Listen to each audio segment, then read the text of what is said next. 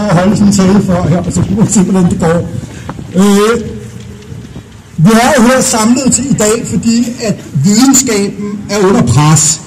Videnskabsmanden er under pres, og videnskabsdamen er under pres. Og det vi står for, nemlig den videnskabeligt baserede sandhed, er under pres. Og det er den, fordi at folk har mistet respekten for specialisten, mistet respekten for videnskabspersonen, men også i høj grad mistet respekten for videnskabeligt baseret viden. Og jeg tror, at folk har glemt, hvor fundamentalt det er, hvor fundamentalt videnskaben er for det samfund, vi har i dag.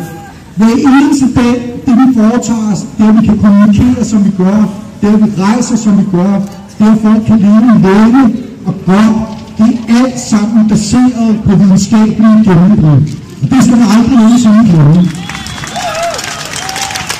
Og det frygtelige er jo, at selv de mennesker derinde på Christiansborg, de er med til at undergrave den betydning, som videnskaben har.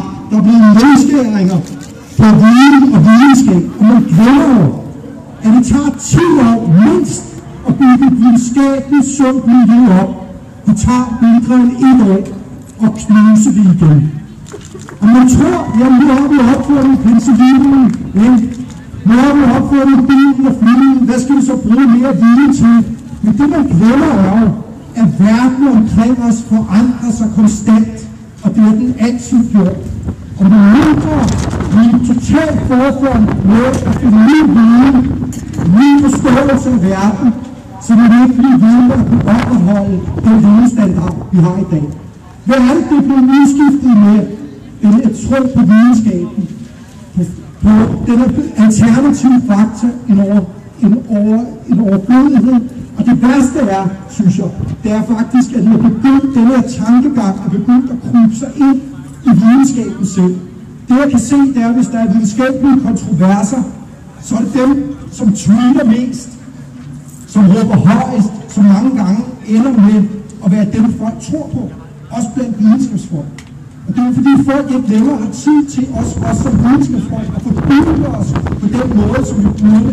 Fordi vi løber rundt og skal søge efter penge hele tiden og konkurrere med hinanden.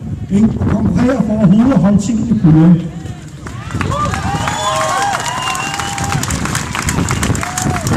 Hvad kan vi så gøre ved det?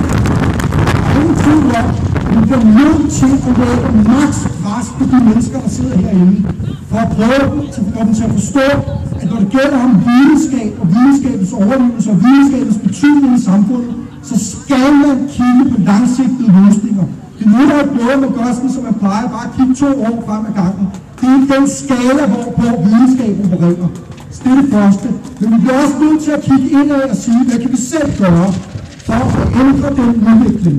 Og jeg tror, der er 3 ting, der er meget vigtige. Det ene er, at vi holder fast i den faglighed, vi har. Vi skal være fagligt forankret, når vi går ud og taler.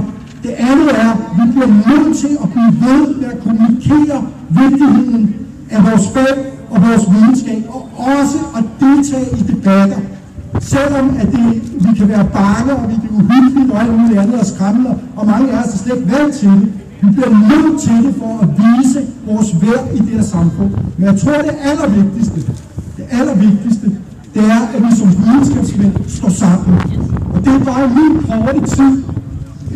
korte karriere som videnskabsmand. Det jeg har set er, at konkurrencen internt blandt videnskabsfolk er steget.